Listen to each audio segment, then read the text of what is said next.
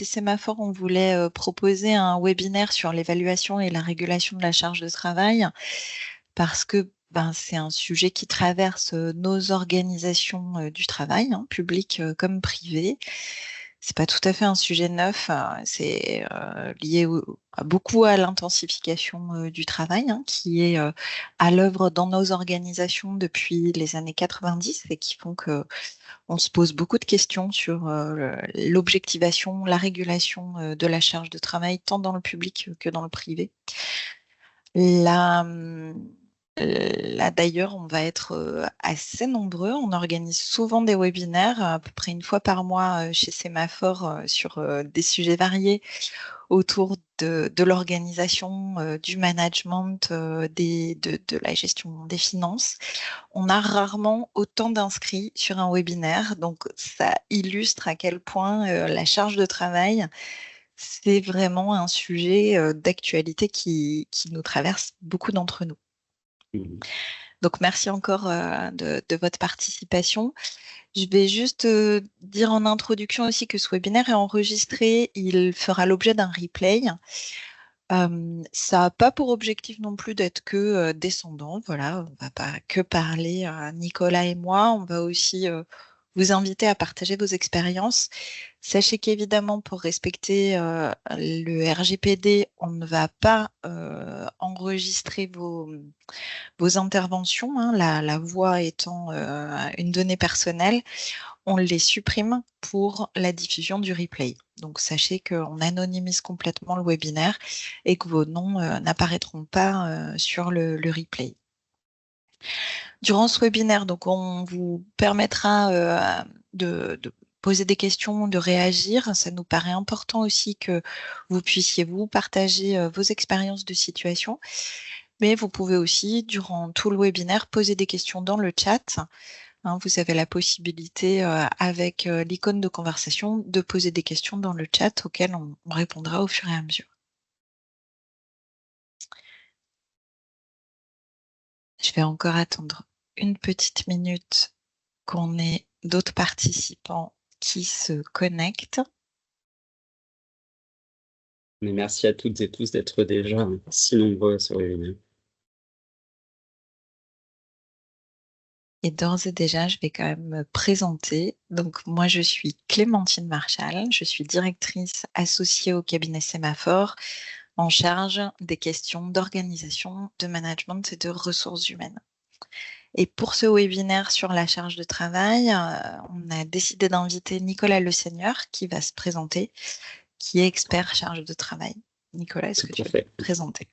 Bonjour à toutes et tous. Donc effectivement, je suis responsable de mission chez Sémaphore. Je suis psychologue du travail, en fait, de formation. Et j'interviens chez Sémaphore dans tous les sujets en lien avec la santé au travail et l'amélioration des conditions de travail et de la qualité de vie au travail.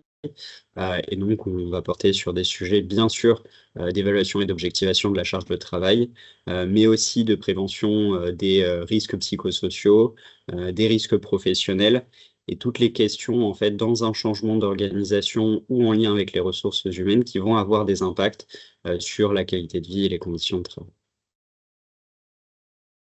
Donc, je redis pour les personnes qui se sont connectées, on va enregistrer ce webinaire. Cet enregistrement a pour vocation de faire un replay du webinaire. Sachez que ça sera complètement anonymisé, hein, et notamment, on aura des échanges à certains moments. Ces échanges seront coupés pour respecter parfaitement le RGPD et que vos interventions restent anonymes et confidentielles. Je vous demanderai aussi de couper vos micros et de ne pas hésiter à utiliser le chat si vous avez des questions. Mais avant, moi, de poser des questions à Nicolas, je voudrais demander dans la salle si vous pouvez lever la main parmi ceux qui sont présents aujourd'hui et me dire si vous-même, vous avez expérimenté des situations critiques de charge de travail, liées à la charge de travail, soit pour vous-même, soit pour vos collègues. Voilà. Est-ce que ceux qui ont déjà expérimenté des situations critiques liées à la charge de travail peuvent lever la main? Alors, j'ai 10, 13 mains levées, 15, 16, 10, tête. Ouais. Ok, donc là, on a d'ores et déjà une bonne moitié des collègues présents qui ont expérimenté des situations critiques. Alors, parmi ceux qui ont levé la main, est-ce que quelqu'un veut bien nous illustrer, voilà, une situation critique sur la charge de travail qu'il ou elle a pu rencontrer?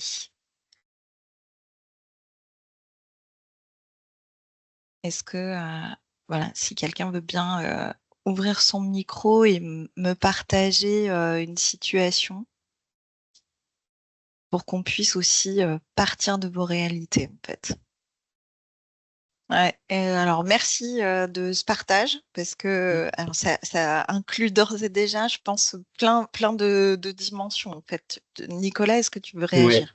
effectivement, merci pour ce partage. Donc on voit dans la situation que vous nous évoquez, ici déjà, peut-être, certaines causes, de la situation, de surcharge de travail, que vous évoquez, ici. Mais également peut-être certaines, ressources et certains éléments, sur lesquels on pourrait agir, dans une démarche, d'évaluation, de la charge de travail puisque comme vous le signaliez, vous-même, cette personne prise dans cette situation, en fait, n'a pas les moyens, n'a pas le recul, n'a pas le temps nécessaire, pour elle-même, évaluer, organiser, planifier, la charge de travail, de son équipe. Mais vous évoquez, aussi, ici, plusieurs conséquences, possibles d'une situation, de surcharge de travail, tant bien sûr sur les difficultés, quotidiennes, sur, le stress j'imagine que ça peut, générer, sur cette personne, mais aussi sur la remise en question, de soi, en fait, des atteintes de l'estime de soi, qui peuvent, avoir ensuite, d'autres conséquences, lourdes. On reviendra, bien sûr, tout au long de notre, webinaire, sur les moyens, justement dont on peut, disposer, pour évaluer, décortiquer en fait, des situations, de surcharge telles que celle-ci, pour, justement réguler, au mieux la charge de travail. Et puis voilà, vous avez évoqué évidemment les impacts sur la santé hein, du manager qui est Mmh. concerné, la santé éventuellement de son équipe. Et aussi sur la performance, en fait. On n'arrive pas à réaliser l'ensemble des tâches qui nous sont prescrites. Et donc, ça pose aussi une question de performance globale du travail. Et donc, c'est aussi ça qu'on veut partager avec vous, c'est que c'est un sujet de santé au travail, hein, la charge de travail, clairement. C'est aussi un sujet d'efficacité globale de l'entreprise ou du service public qui est concerné. Effectivement, de performance organisationnelle, j'irais dire. Mm. Je vous propose de partager l'écran parce que voilà, Nicolas a préparé un support à l'appui de son intervention. Je vais juste mettre en plein écran. Voilà, merci. Et puis de repartir hein, sur ces notions-là que vous avez touchées du doigt, Sophie, sur les différences entre le prescrit, le réel et puis le ressenti. Est-ce que Nicolas, tu peux voilà, nous parler de ces concepts-là Bien qui sûr. structurent l'analyse de la charge de travail? Tout à fait. Avant de présenter, plus en détail ces différentes, dimensions, juste un élément que je souhaiterais, souligner, aussi, Sophie, vous nous avez partagé une situation de surcharge de travail. C'est bien souvent, effectivement ce type de situation, qu'on va voir, mais il faut aussi ne pas oublier, les risques, et les situations, de, sous-charge de travail, et c'est aussi, ce qui va nous intéresser dans l'évaluation, de, la charge de travail. Pour, revenir donc sur les différentes dimensions auxquelles on va s'intéresser dans une démarche d'évaluation de la charge de travail, on va avoir une première dimension qui est la charge de travail prescrite. Il s'agit ici, des, missions, des tâches qui sont, imposées à chaque, agent ou salarié, à chaque, équipe, même. Il s'agit, principalement et premièrement en tout cas, des, objectifs, stratégiques, d'une organisation qui vont être déclinés en objectifs, opérationnels et qui vont fixer donc les attentes, à l'égard, de chacun, tant en termes de mission que d'activité et les objectifs, qui vont être, fixés, par le travail. On a ensuite une deuxième dimension, qui va être par rapport à cette charge prescrite, la charge de travail réelle. Par rapport à ce qui est attendu, ce qui est demandé, ce que je dois faire, eh bien, en fait, qu'est-ce que je fais concrètement au quotidien? Quelles sont mes tâches que je dois réaliser par rapport aux objectifs qui me sont fixés?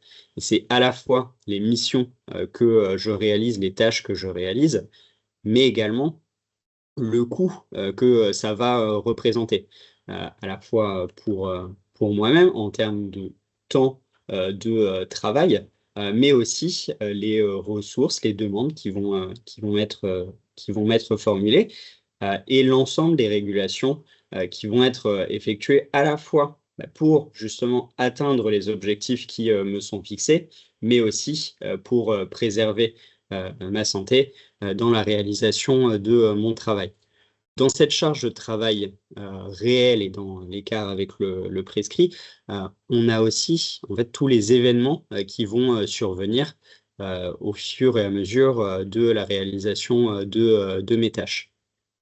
Et enfin, la dernière dimension, c'est la charge de travail ressentie. En fait, c'est la perception que chacun a de sa propre situation de travail, de sa propre charge de travail. Elle peut varier fortement en raison de plusieurs éléments.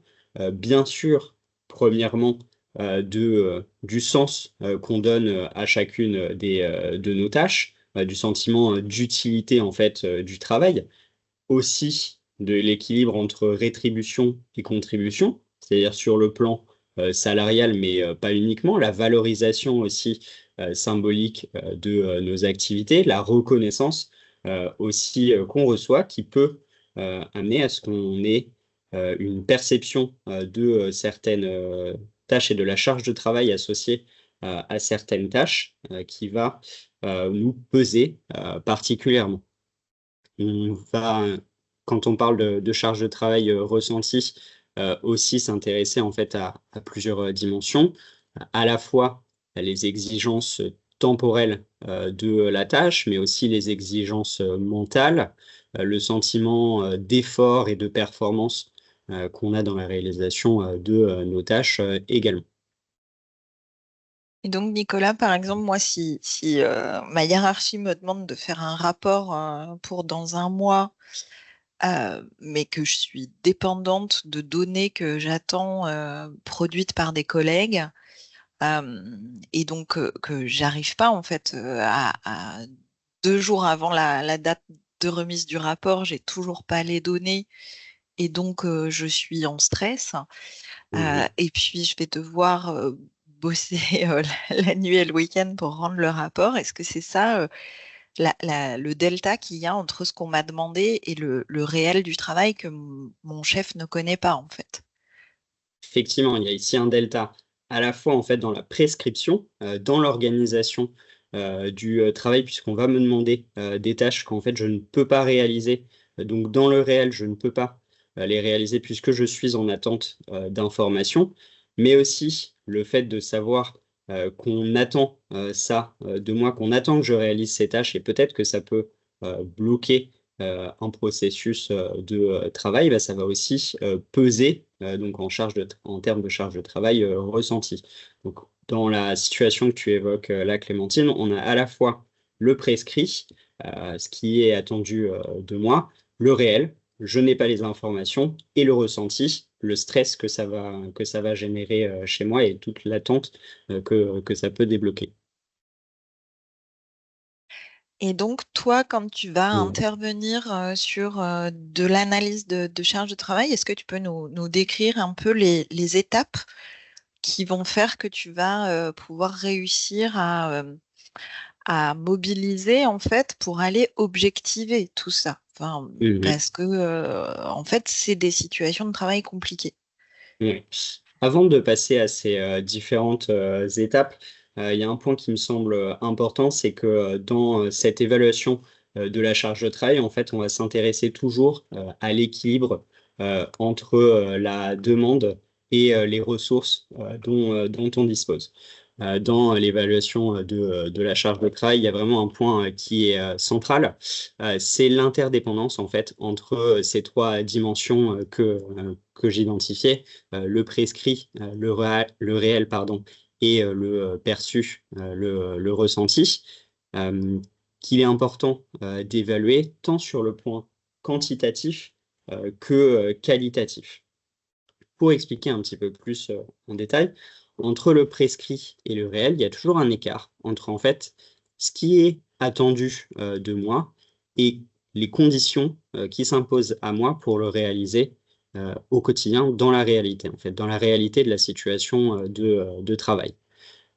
Par exemple, dans la situation que tu évoquais il y a quelques instants, Clémentine, ce qui est attendu de moi, ça peut être, je vais donner un exemple, dans une collectivité territoriale, il peut être attendu de moi, mais en fait, que je travaille sur les délibérations pour préparer un conseil, une réunion.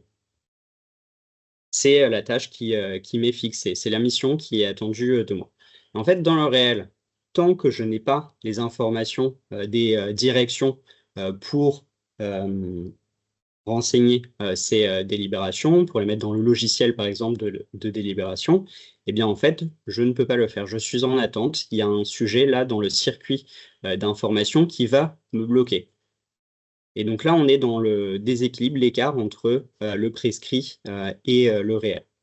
Oui, Mais il y et a c'est aussi, pareil si dans cette situation, le logiciel ne fonctionne pas.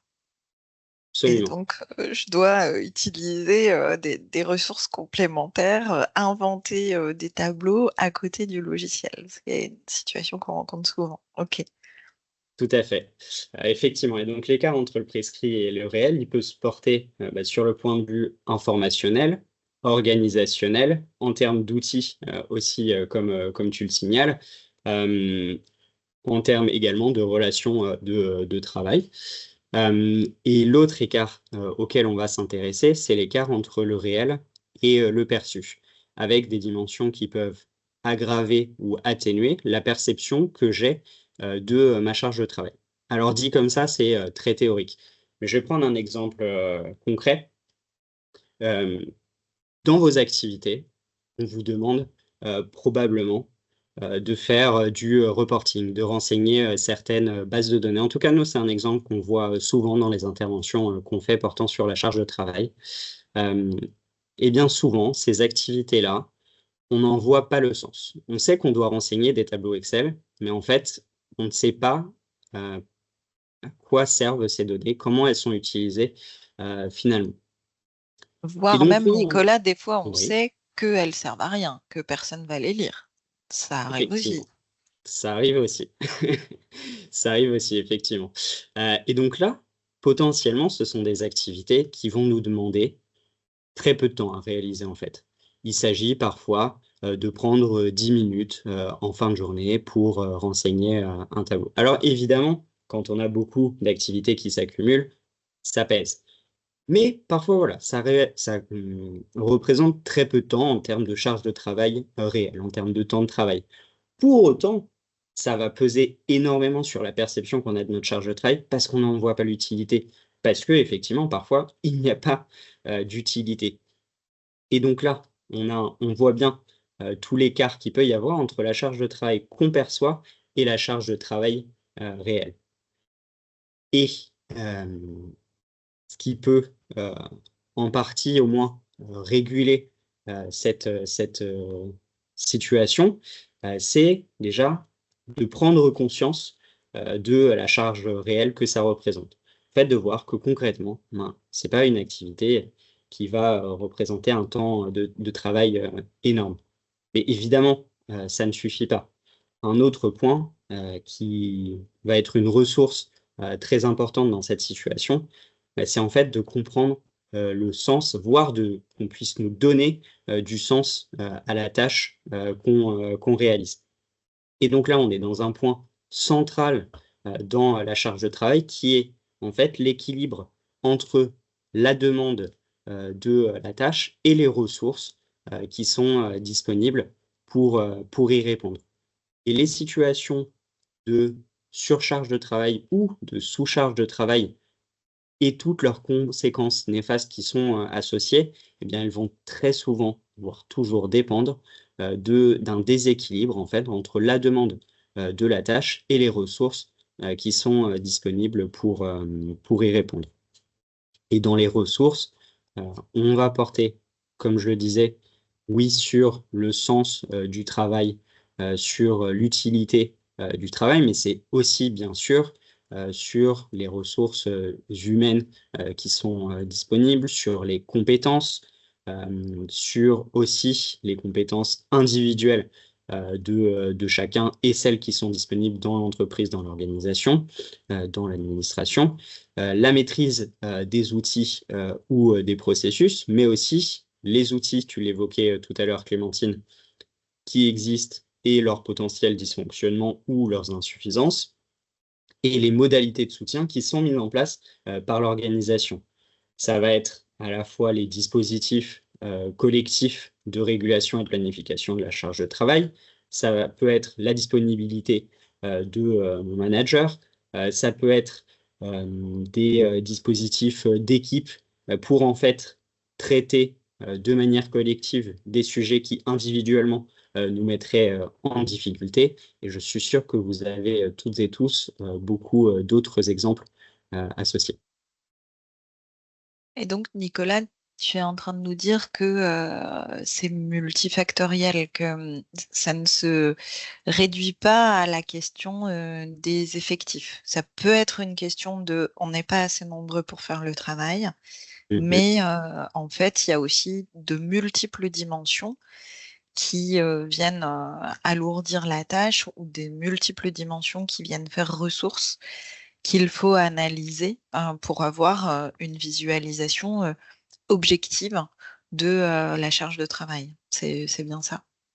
Tout à fait. En fait, quand on va parler de charge de travail, on va bien sûr parler des ressources humaines qui sont disponibles, mais en fait, la charge de travail, c'est beaucoup plus global que ça, c'est même systémique. Ça va porter effectivement sur les modalités de management, sur les ressources techniques, les outils, sur les ressources organisationnelles, comme je l'évoquais, les ressources informationnelles, et par rapport à toutes ces ressources aussi les demandes qui sont formulées et l'équilibre entre les deux. Avant de passer à la suite de notre intervention, il y avait une question que je voulais peut-être vous poser à toutes et tous. Euh, Est-ce que pour certains d'entre vous, et peut-être vous demander de lever la main également, est-ce que l'évaluation de la charge de travail a été pour vous un sujet de dialogue social? Est-ce que certains d'entre vous ont dû faire face à des situations de contexte social tendu? Ou est-ce que ça a été un objet de discussion dans vos instances, la charge de travail?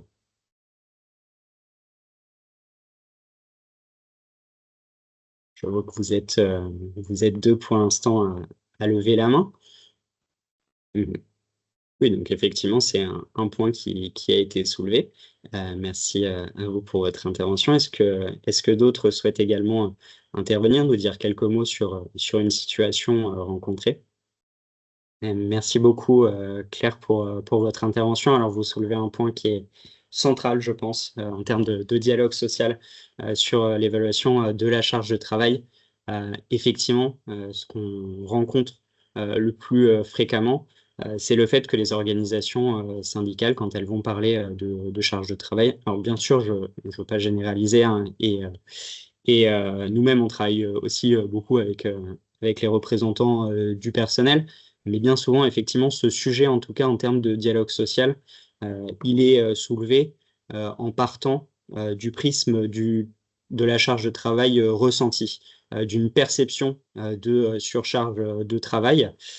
C'est bien souvent ce qui est rencontré et ce qui est le plus important, effectivement, pour apaiser aussi le dialogue social, parce que nous, on va proposer dans nos interventions, bah, c'est comme ça a été évoqué, d'objectiver en fait ce ressenti et de remonter en fait la chaîne de la charge de travail bah, vers la charge de travail réelle et le prescrit pour effectivement, voilà, comme vous disiez, objectiver cette charge de travail et ne pas rester uniquement sur du ressenti qui va bien souvent amener à l'unique conclusion, on manque de ressources humaines. Et c'est vrai que ce travail-là de dialogue, il est sain, hein, et ce que vous disiez, Claire, c'est qu'il permet aussi de remettre le salarié ou l'agent au centre, en fait, sans négliger, hein, le ressenti. On le prend complètement en compte, hein. Nicolas disait, il travaille sur le perçu, mais en fait, il remonte la chaîne sur le réel et le prescrit. Et aussi, ce travail d'objectivation de la charge, il va permettre de pas accuser des responsables, en fait. C'est vraiment, ça a pour vocation de se dire comment on fait une organisation de travail saine, sans aller dire que en fait la charge de travail c'est parce que tel salarié juste n'est pas compétent, ou parce que tel chef ne sait pas donner une liste de tâches correcte et adaptée, en fait. C'est vraiment, on cherche pas des responsabilités individuelles, on cherche à se dire comment on peut organiser le travail collectivement pour que ce soit soutenable pour tout le monde. Et c'est aussi ça qui permet d'apaiser, comme le disait Nicolas, le dialogue social. Absolument. Est-ce que Nicolas, tu veux bien donc nous décrire tes étapes d'intervention, en fait, sur ce sujet-là? Oui, effectivement. Donc nous, dans les interventions qu'on va mener sur l'évaluation et l'objectivation, je pense que c'est vraiment important de bien souligner les deux de la charge de travail. On va porter donc sur, comme je vous disais, les trois dimensions de la charge de travail, le prescrit, le réel et le ressenti. Et pour ça, on va proposer une méthodologie en 5 étapes. D'abord, bien sûr, on va prendre connaissance de toute la documentation qui existe sur la compréhension et la répartition des activités, qui va bien souvent ici surtout concerner la charge de travail prescrite. Il peut s'agir de projets de service, de parfois lignes directrices de gestion, de fiches de poste ou fiches emploi. En fait, tout ce qui va déjà nous donner des indications sur effectivement la prescription du travail, sur les missions qui sont attendues pour un service ou une direction, pour une équipe, pour un individu ou pour un poste ou un emploi. Une fois qu'on a déjà pris connaissance de toutes ces informations prescrites, en fait, on va commencer par un atelier de cartographie des processus qui va nous permettre, à l'échelle d'une direction, d'une équipe, d'un service ou d'un groupe de métiers, parce que c'est aussi important d'avoir à l'esprit qu'on peut déployer cette méthode à l'échelle de périmètres distincts, et il sera important aussi d'adapter en fonction la méthode et ce qu'on va aller évaluer, pour identifier cet atelier de cartographie des processus, les activités et les missions qui sont attendues, de voir aussi les circuits de transmission d'informations et là où ça peut bloquer. Ça peut nous permettre aussi d'identifier les partenaires internes et externes avec lesquels chacun peut être amené à travailler, et donc d'éventuels points de blocage. On a ensuite un deuxième atelier qui est un atelier de recueil des données qu'on appelle de prédiagnostic, qui nous permet, à partir d'un outil individuel d'évaluation de la charge de travail, de préciser cette charge de travail prescrite pour les agents ou salariés concernés, et d'établir une première évaluation à la fois quantitative de la charge de travail, donc du temps de travail que peuvent représenter chacune des activités, et d'un point de vue qualitatif, donc d'identifier par exemple des premiers irritants en lien avec la réalisation des activités. On a ensuite des observations qui sont réalisées auprès d'un panel d'agents représentatifs. On conseille bien sûr le plus possible le volontariat, comme Claire, il me semble que vous l'évoquiez précédemment. C'est aussi un sujet majeur là, de réussir à impliquer les agents ou salariés concernés dans la démarche, ne serait-ce que pour avoir de leur part et avec leur participation des données qui soient le plus fiables et le plus précis et les plus précises possibles, pardon, sur leur charge de travail. C'est Bah, oui, alors peut-être sur les observations, Nicolas, c'est vrai que c'est peut-être quand même un peu étrange de se faire observer. Enfin, moi, je me dis que si on vient me regarder travailler une journée, je le vivrais pas très bien, surtout Mhm. si on me dit que j'ai un psychologue du travail qui vient évaluer ma charge, comment je travaille, et qui va peut-être indiquer que je suis pas compétente, que je suis pas efficace, ça peut Mhm. m'inquiéter en fait. Effectivement, tu as raison, Clémentine, c'est souvent une situation, en tout cas une proposition méthodologique qui fait un peu peur, qui en tout cas amène souvent des questions de la part des agents ou salariés concernés. Mais en fait, c'est un point aussi qui est central en termes de méthodologie pour en fait objectiver les données en termes d'évaluation de la charge de travail. En fait, sans ces observations, on va bien souvent rester uniquement sur des données soit qui vont porter sur la prescription ou sur le réel d'un point de vue uniquement quantitatif, mais on va perdre en fait tout le qualitatif et on va perdre aussi la compréhension en fait des données. On va bien souvent, en fait, si on ne fait pas ces observations, rester uniquement sur du déclaratif ou de l'analyse d'indicateurs de performance, mais en fait, on ne va pas avoir toute la compréhension de la situation de travail réel. Ça va aussi nous permettre de voir dans une situation réelle, dans l'environnement de travail réel, les interactions, le système d'information et d'organisation. Mais aussi, ça va nous permettre d'avoir des vrais temps d'échange en fait, avec les agents et salariés concernés pour mieux comprendre tous les écarts potentiels entre prescrits et réels, mais également entre réels et ressentis ou perçus. Euh, pour vous donner un exemple très concret, euh,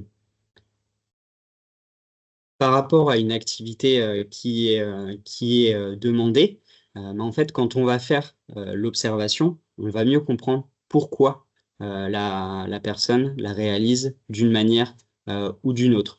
Et en fait, on va aller au-delà de la simple idée du manque de compétences, par exemple, d'un agent, mais en fait de voir dans la situation de réel quelles sont les contraintes en fait qui s'imposent à lui et pourquoi il va réaliser une activité d'une manière plutôt que d'une autre. Et donc ça peut nous permettre aussi de sortir de ce préjugé du manque de compétences individuelles et de mieux comprendre justement l'équilibre entre la demande et les ressources. Oui, par exemple, voilà, un agent qui fait face à un système de classement de documents complètement anarchique dont on va observer qu'il perd énormément de temps à trouver les documents parce qu'il n'y a pas de système de classement. Et donc, qu'on peut avoir l'impression qu'il n'est pas compétent pour répondre, alors qu'en fait, c'est le système de classement anarchique qui est le facteur déterminant de sa perte de temps. Tout Ça peut à être fait. ça, par exemple. Ça peut Ok. être ça. Ça peut être aussi de voir toutes les interruptions qui vont survenir au cours d'une journée. De voir aussi les relations avec certains partenaires.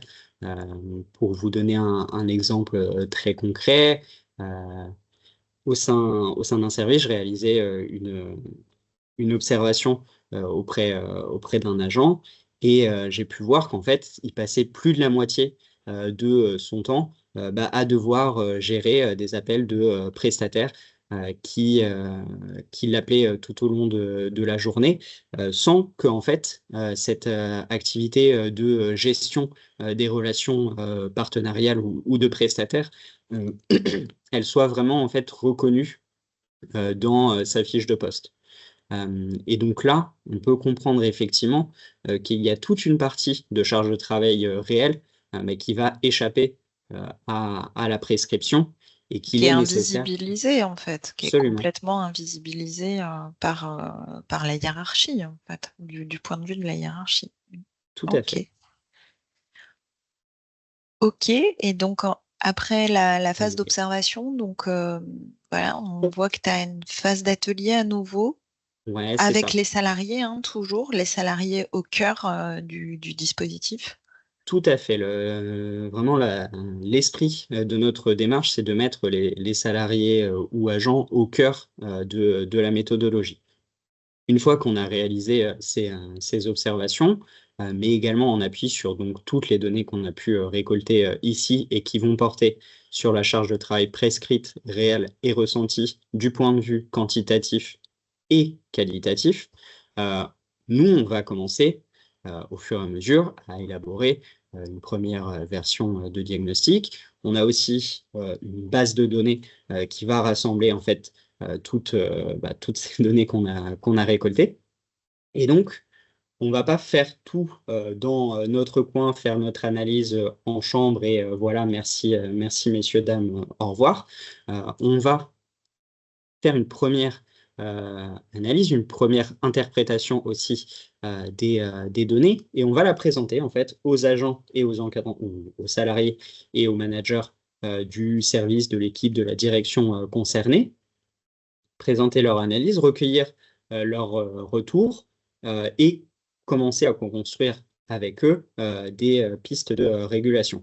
Alors pourquoi c'est important de leur présenter ça? Parce que malgré toute la robustesse, je pense, de notre méthodologie, parfois il y a certains éléments qui vont nous échapper parce que l'observation ne s'est pas faite parfois la bonne journée, parce qu'on ne peut pas tout voir aussi pendant les observations, parce que pendant qu'on a échangé de leur charge de travail avec les agents ou salariés, certains éléments ont évolué depuis. Donc c'est important voilà, de présenter ce diagnostic, en tout cas notre analyse, aux agents et aux encadrants du service concerné pour pouvoir compléter avec eux, ajuster avec eux l'analyse qu'on en propose.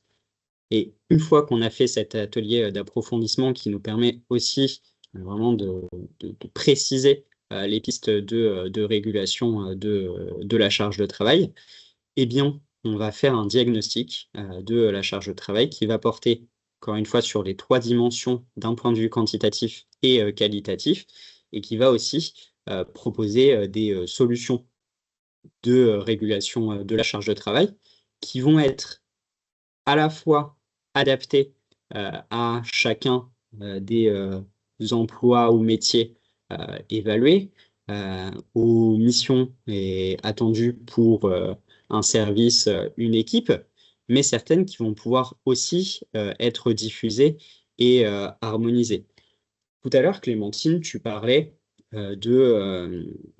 des dispositifs de régulation managériale, en tout cas de l'accompagnement managérial qui peut être proposé. Alors effectivement, il peut y avoir des axes d'amélioration dans la régulation de l'activité telle qu'elle est proposée par un manager. Mais en fait, dans notre méthodologie, on va pouvoir aussi identifier toutes les actions de régulation qui sont déjà proposées par des managers ou entre agents ou salariés et donc de mettre en visibilité ces différentes actions de régulation qui sont proposées parfois de très ponctuelles ou à un périmètre très restreint, et de les élargir, de les diffuser en fait au sein d'une organisation, au sein d'une entreprise, au sein d'une administration, à tous ceux dont ça pourrait bénéficier.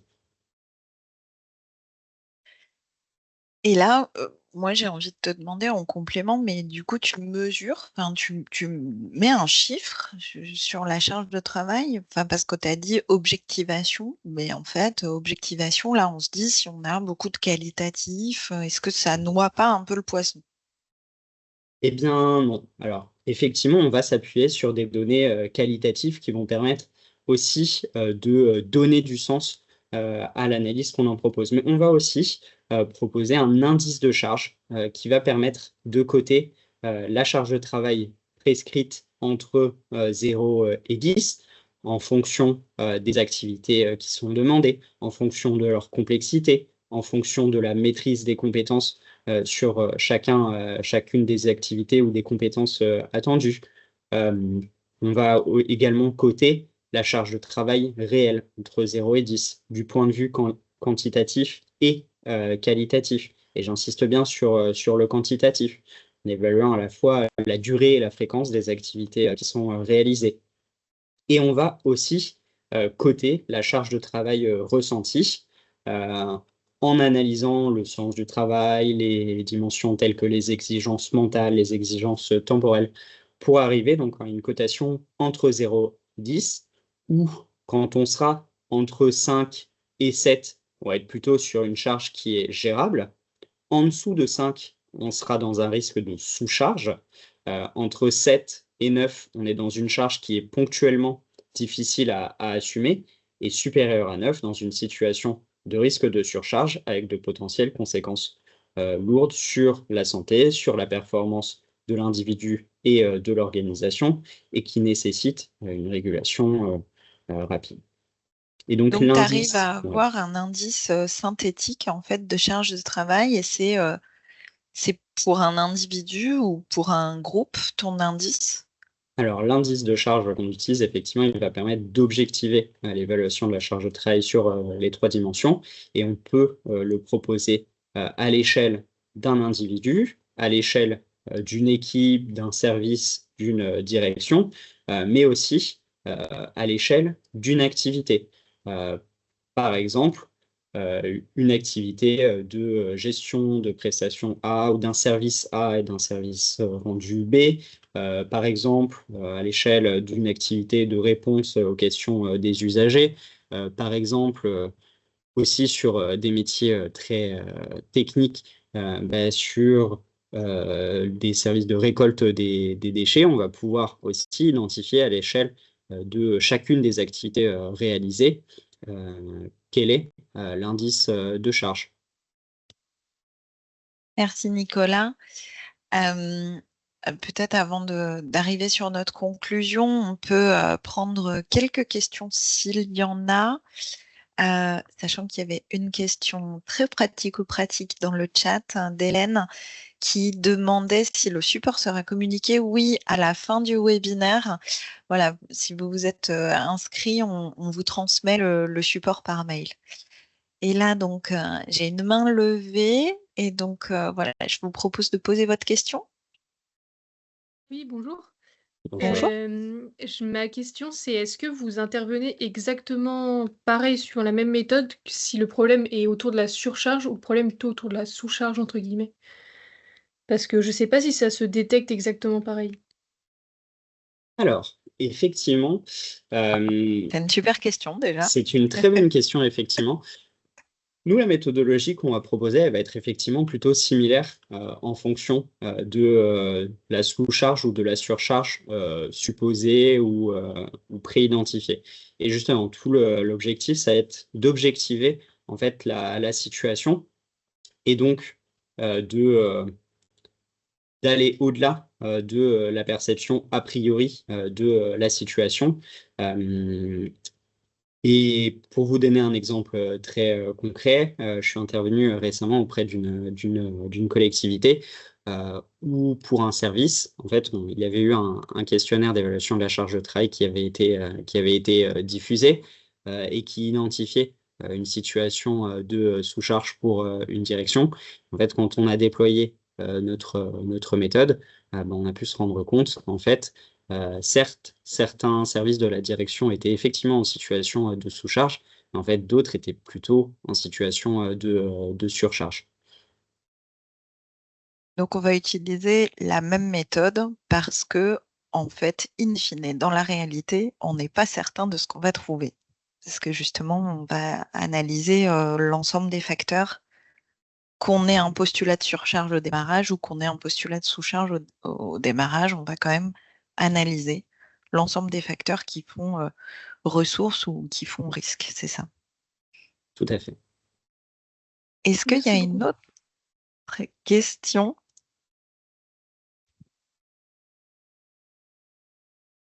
Alors à ce moment-là, je voudrais, Nicolas, que tu puisses peut-être nous partager justement des retours d'expérience, en fait, ce que ça, des points de vigilance que tu as pu avoir dans les missions d'évaluation de la charge que tu as conduites, et puis aussi voilà, des retours que tu as pu avoir positifs ou négatifs des salariés ou des employeurs, en fait, sur la dimension d'évaluation de la charge de travail. Oui, absolument. Alors, un premier point d'attention que je souhaitais vous partager vis-à-vis des démarches d'évaluation de la charge de travail, c'est justement sur la mobilisation des agents ou des salariés dont on parlait tout à l'heure. Nous, on propose dans notre méthodologie d'impliquer un panel d'agents ou de salariés. Et donc, le premier point d'attention, c'est que ce panel il soit le plus représentatif possible, en fait, du périmètre de l'étude du diagnostic de la charge de travail et ou des métiers qu'on va étudier. Par exemple, pour un service ou une entreprise qui va être située sur plusieurs sites, plusieurs lieux différents, ça va être important de mobiliser des agents ou salariés de chacun des sites pour voir en fait concrètement, même si l'activité attendue est la même sur les différents sites, en fait, dans la situation de travail réel, dans l'environnement de travail réel, est-ce que ça se déploie de la même manière? Je vais vous donner un exemple d'une agence de l'État avec laquelle j'avais travaillé il y a un an, qui avait en fait un de ses services qui était divisé en deux, avec des agents dans une ville, d'autres agents dans une autre ville, qui avaient donc a priori les mêmes tâches à réaliser, les mêmes attentes institutionnelles. Pour autant, dans leur activité quotidienne, en fait, il y avait certes une demande qui était la même, mais des ressources qui étaient très différentes. Alors bien sûr, en termes de nombre de personnes, il n'y avait pas exactement le même nombre de personnes, mais en même temps, l'activité était plutôt répartie en fonction du nombre de ressources. Pour autant, au sein d'une des équipes, en fait, il y avait une personne qui s'était attelée depuis plusieurs années à automatiser certaines tâches, à proposer en fait des tableurs Excel qui permettaient de faciliter la réalisation de différentes activités. Et donc, au sein de ce site, eh bien, il y avait une situation de charge qui était tout à fait équilibrée, qui ne posait aucune difficulté, qui posait certes des irritants ponctuels, mais qui ne posait pas de difficulté de régulation de la charge de travail, alors qu'au sein de l'autre site, eh bien, ils étaient en forte difficulté avec une surcharge très forte. Eh bien, en fait, ces dispositifs d'automatisation, ils avaient complètement échappé au management.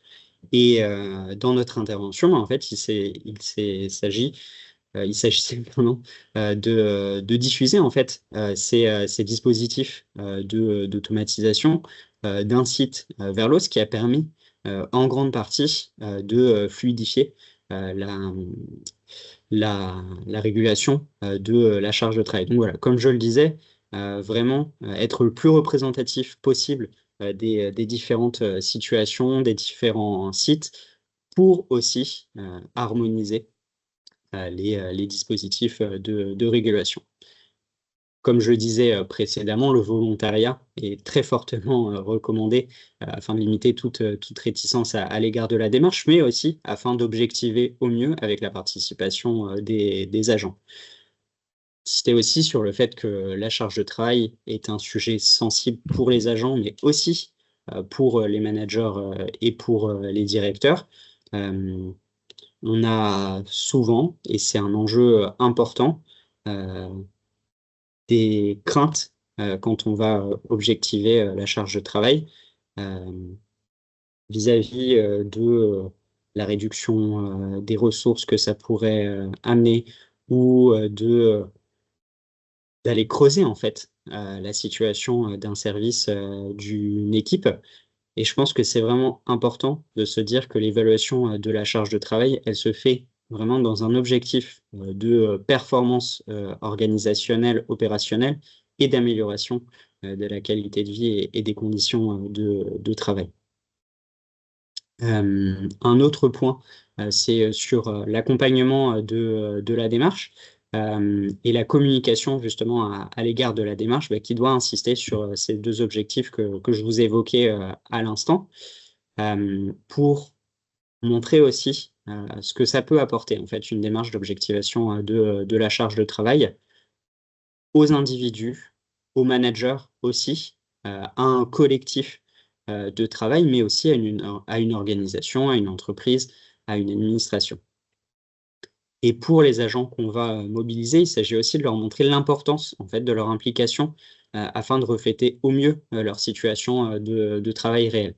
On évoquait précédemment le fait que voilà, ça peut être parfois difficile d'impliquer les salariés ou les agents de la démarche, mais c'est aussi important voilà, de bien faire comprendre aussi que sans eux, on peut avoir une perception faussée de la charge de travail qui ne va pas refléter en fait potentiellement leurs difficultés, leurs besoins. Et sur la temporalité, dernier point que je souhaitais souligner, mais il s'agit effectivement de refléter aussi la périodicité de certaines activités. On a certaines tâches, par exemple, de comptabilité ou oui, qui vont en fait avoir Oui, une récurrence en fin de mois, par en exemple, fin sur les d'année, activités de oui. paye Oui. aussi. Voilà, c'est important aussi si on fait par exemple une évaluation de la charge de travail au sein d'un service de paye. Souvent, si on le fait au milieu du mois, c'est pas ce qui va être le plus représentatif. Par contre, si on s'approche un peu de la fin du mois et au moment où les payes doivent être envoyées, là pour le coup, on va avoir une charge de travail qui va fortement être en hausse. Donc c'est important aussi de refléter cette périodicité de la charge de travail et la manière dont elle peut se varier en fonction des moments du mois, de l'année. Et enfin, un point qui me semble vraiment central, c'est qu'une démarche d'évaluation de la charge de travail, elle peut se dérouler sur le long terme et c'est intéressant. Par contre, on ne doit pas laisser les participants sans information sur ce qui est fait parce que, comme on le disait, la charge de travail, c'est souvent un sujet très sensible. Et donc, nous, on préconise plutôt de la dérouler dans une temporalité assez limitée pour donner de la visibilité sur l'analyse qui est faite de la charge de travail, ou si c'est sur le long terme, d'informer régulièrement les participants, notamment qui sont mobilisés dans les différentes étapes de notre méthodologie pour leur donner des retours sur l'analyse qu'on porte sur la charge de travail. Et je m'arrêterai là. Merci Nicolas. Alors moi, je voudrais juste partager en conclusion que des fois, on trouve des facteurs de charge de travail très surprenants dans les études. Moi, dans un des facteurs qui m'avait le plus surprise de lire, c'était que il y avait une charge de travail dans un établissement médico-social qui était beaucoup plus forte sur les femmes, puisque tout le travail invisible, il était reporté sur les femmes dans une organisation discriminante, en fait. Voilà. Et ça a été révélé par l'étude de la charge de travail qui a révélé en fait des systèmes de discrimination sexuée du travail qui étaient invisibles tant de la part des salariés que de la part de l'employeur. Donc vraiment, des fois, on est aussi assez surpris parce que ça peut révéler en termes de dynamique du travail. Est-ce que, juste pour conclure, il y a une dernière question? Il nous reste 2 minutes. Eh bien, Si ce n'est pas le cas, on vous remercie chaleureusement d'avoir participé à ce webinaire. On vous envoie à l'issue donc le support et puis s'il y avait des questions a posteriori, voilà, Nicolas est sur LinkedIn et il est à votre disposition pour répondre à des questions complémentaires. Merci beaucoup. On vous souhaite une excellente journée. Merci beaucoup.